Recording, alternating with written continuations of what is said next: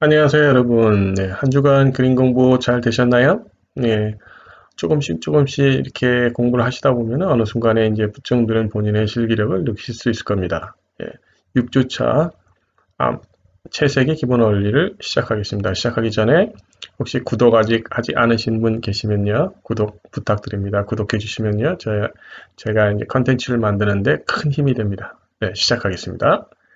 자, 이번 시간에는요, 풍경을 하나 이제 선택해서 그리면서 제가 말씀드린 근거리는 고채도, 또 중거리는 중채도, 원거리는 저채도, 또 수채화에서는 그런 채도를 갖다가 물로 한다. 그래서 원거리가 저채도로 처리된다는 것은 물을 더 많이 섞인다는 의미고요.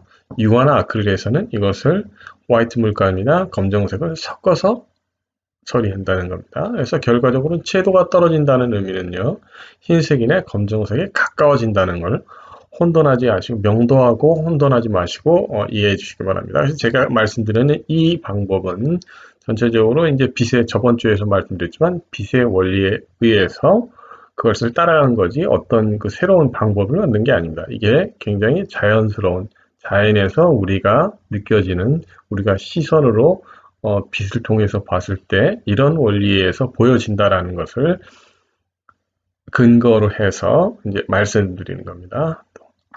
개체를 그리던 풍경을 그리던 정물을 그리던 눈에서 가까운 게 선명하고 멀어질수록 뿌옇죠? 뿌옇다기보다는 이제 덜 선명하죠. 그것을 수채화에서는 물을 섞으면서 컨트롤한다는 거. 물을 섞는다 그래가지고 물을 섞은 물감을 많이 화면에다가 이렇게 붓는 건 아닙니다. 농도 조절을 해서 그 물감을 주는 거고요.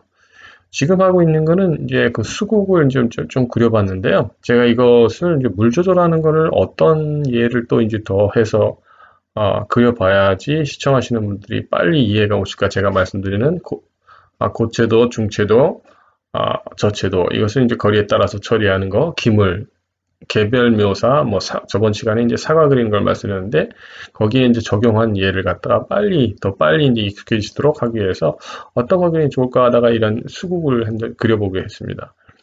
전체적으로 보시면은 이제 근거리, 또 중거리, 원거리, 예, 그 채도의 대비를 갖다가 보실 수 있을 겁니다. 그런데 이게 그려 들어가는 걸 이렇게 보면 약간 번지기 방법도 있고요, 터치를 쓰는 것도 있고요, 그런 부분이 있는데 어, 터치를 사용하는 방법은 이렇게 보시면서 제가 정리해서 한 컨텐츠를 만들어서 알려드리겠습니다. 어, 뭐 붓으로 이렇게 물을 좀 섞어서 이렇게 부드럽게 이렇게 칠하는 그런 방법이 기본적으로 이제 그 수차의 방법인데 제가 그 선 연습, 연필 가지고 할 때 말씀드려고 같은 맥락입니다. 그러니까 운동감 전체적으로 어떤 형태가 가지고 있는 주된 방향성을 저해하지 않고 그걸 따라가면서 이렇게 돌아가는 거죠. 그러니까 만약에 그 붓으로 터치를 해서 원을 그린다, 구를 그린다 하면은 구 방향을 따라가면서 이렇게 해주는 게 그 일반적인 방법이고요. 역시 이제 거기서 이제 뭐 번지기를 하든지 아니면 뭘 하든지 간에 그런 기본적으로 운동감, 액티브한 걸 그 주된 방향, 예를 들면 뭐 파도를 그린다. 그러면 파도의 메인 그 방향성, 그 에너지를 가지고 있는 쪽으로 그 터치를 해주는 방법으로 이렇게 처리에 들어가죠. 그게 이제 번지가 됐든 뭐가 됐든 이제 그게 이제 기본적인 아이디어라는 거죠.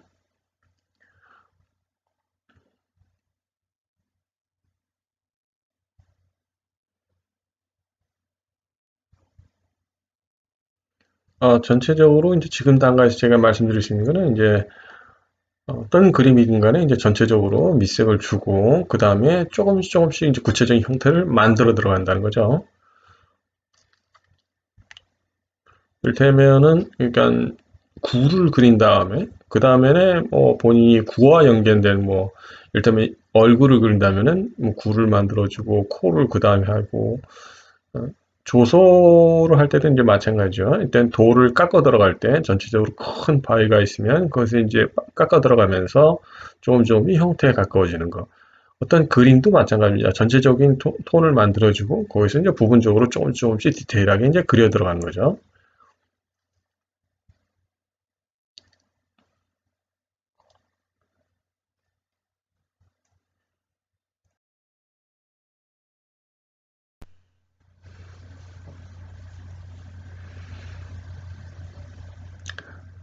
예, 앞쪽에 있는 그 국화 밑에 쪽에 어둠을 주면서 어, 눈에서 역시 가까운 쪽에 있는 걸 대비를 이제 많이 주어가면서 들어가고 있죠.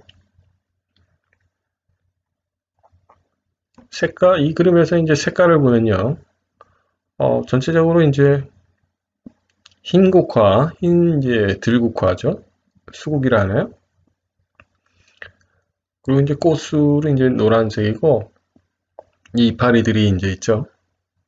아, 그린 계통이고요. 그런데 이제 여기서 색깔을 이제 쓸 때 신경을 써야 될 부분은 이게 화면으로 사진을 찍었을 때 이 그린 톤과 흰색, 노란색이 이제 주인데 그럼 이 색깔을 갖다가 어떻게 이제 다양하게 색깔을 갖다 얹어줘야 되냐. 근데 그 첫 시간에 제가 그 색깔 말씀을 드렸듯이 색이 기본색이 있고요. 그리고 그 보색이 있고 그랬을 때 그 뒤를 그런 색깔 그 주변에는 어떤 색을 써줄 수 있는지 그것에 대해서 제가 말씀드렸는데요. 그때 이제 그 붉은색 같은 경우에는 뒤쪽에 갈색 계열이 오고 또 그린색 같은 경우는 뒤에 올리브라든지 올리브에 갈색이 섞인 색깔들이 오면서 전체적으로 그림을 갖다가 이렇게 시선이 돌아가게 만들어진다. 그때 말씀드린 거 기억이 나세요? 예. 그러면은 지금 저쪽에서 주된 색이 여기서 그린색이기 때문에 모든 이렇게 따뜻한 색깔, 찬 색깔이 어우러지게 나오기 위해서는 그 반대 부분에 있는 색깔을 써줘야 됩니다. 결국은 그것은 이제 보색이고요. 보색은 아, 이제 녹색의 보색은 이제 붉은색이죠. 그런데 붉은색을 바로 써주면은 그림이 깨지죠. 그래서 어, 붉은색 옆에 올 수 있는 대비 보색이래요. 오렌지라든지 아니면은 옐로우가 그린하고 이제 섞인 색깔, 옐로우가 블루하고 섞인 색깔, 뭐 그런 계열의 색깔, 바로는 써주지 못하지만 최대한 그런 그 반대쪽에 있는 색깔을 써주면서 색깔의 다양성을 갖다가 이제 찾아 나가는 거죠. 그래야지 화면이 전체적으로 밸런스가 맞춰집니다. 너무 심플하지가 않고요. 결과적으로 이제 그림이라는 거는 시선이 화면에 오래 머물러 있어야 하거든요. 그러니까 어떤 혹자들이 이렇게 말씀을 하실 수 있어요. 그러니까 어떤 그림 보면은 두 가지 색으로 그려진 그림도 있는데 그것은 이제 뭔가 이렇게 말씀하실 수 있는데 그 나름대로 뭘까 어떤 생각을 가지고 그걸 이제 컨셉추얼 아트라고 그러는데요. 생각을 가지고 그렸든지 어떤 내가 이제 뭘 꼭 표현하기 위해서 그린 그런 그림은 이제 제가 말씀드린 일반적인 색의 원리라든지 이런 거하고는 좀 다른 부분입니다. 그러니까 어떤 생각이나 아이디어를 가지고 그린 그림 말고 일반적으로 색과 빛의 원리를 가지고 자연스럽게 인상파에서는 이제 시시각각 변하는 빛에 따라서 그림을 그렸죠. 저희가 지금 모든 그림을 그리는 관념적인 그림, 추상적인 그림 말고는 전체적으로 자연스럽게 표현하는 색의 원리에 따라서 표현하는 것은 전부 인상주의, 그 전에 클래식 인상주의, 그 언저리에 있는 르네상스 시대에서 빛 관계를 관찰해서 대상에서 부서지는 그것을 관찰해서 그리는 거기에 기반하고 있습니다. 거기까지가 이제 어떤 자기의 느낌이 들어가지 않고 대상을 관찰해서 그린 그림이죠. 예. 조금 제가 지금 말씀드리는 게 조금 이제 건조할 수 있는데요. 재미가 없고요. 예. 네, 그렇게 말씀을 드렸습니다. 그러니까 제가 그래서 이제 그 말씀드린 거의 그 요점은 뭐냐면은 이제 전체적으로 그린 색깔과 흰색으로만 보일 수 있지만 그 어떻게 하든지 거기서 이제 빛에 산란된 빛을 주든지 좀 조금씩 이제 색깔의 다양성을 줘야 된다는 거죠. 그래야지 그림이 화사해진다. 예.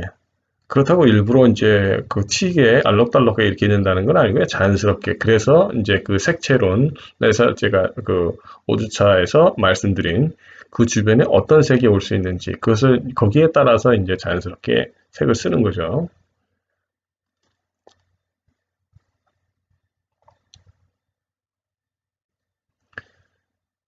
예, 좀 보시면은 이제 저 원거리, 중거리, 또 근거리, 근거리에는 색을 좀 많이 넣고 중거리에는 역시 이제 중채도 원거리에는 이제 저채도, 물을 많이 섞어가지고요.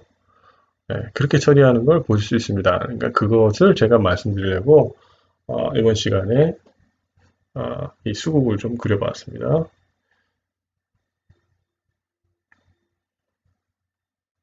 이제 꽃이라든지 이런 것은 이제 12주 기본 과정이 이제 끝나면은 더 부분적으로 또 풍경이라든지 이런 거를 개체라든지 이런 걸 더 집중적으로 보여드릴 생각입니다.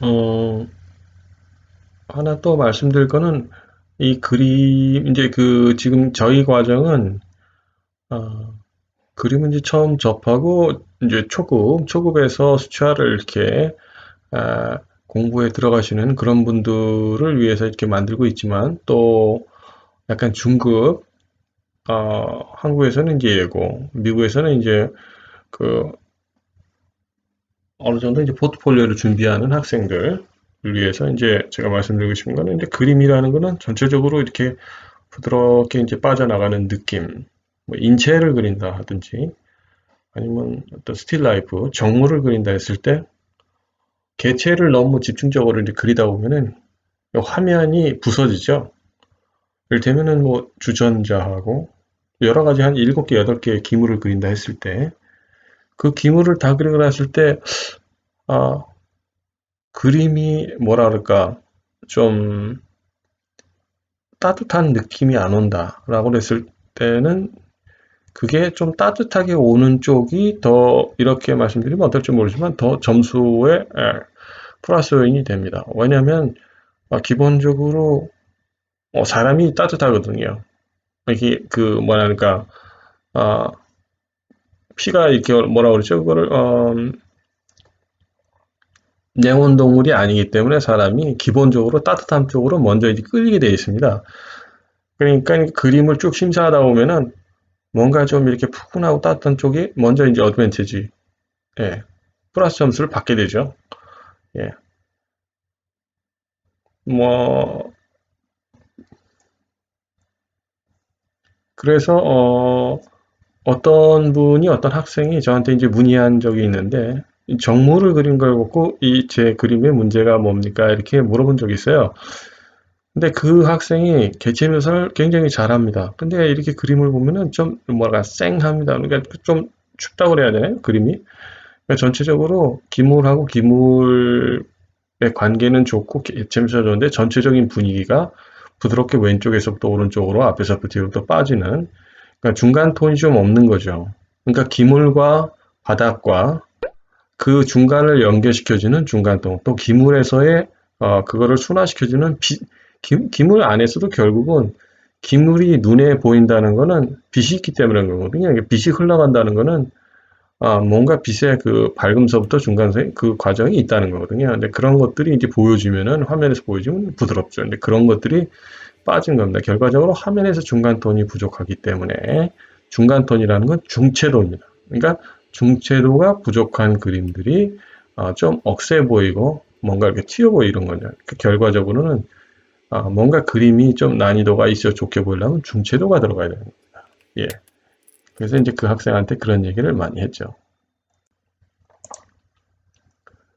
예, 그림이 거의 다 이제 마무리가 되는 것 같습니다. 예, 여기까지 이제 제가 말씀드린 고채도, 중채도, 저채도에 따라서 풍경이라든지 풍경에 응용했을 때 어떤 식으로 진다라는 걸 이제 설명해 드렸습니다. 예, 다음 시간에는 구도에 대해서 설명을 드릴까 합니다. 그리고 거기와 함께 그 터치라든지 붓 조절 뭐 이런 것을 같이 어우러져서 설명을 드릴 때입니다. 예, 한 주 동안 그림 연습 많이 하시고요. 또 건강하시고요. 다음 주에 뵙겠습니다. 감사합니다. 안녕히 계세요.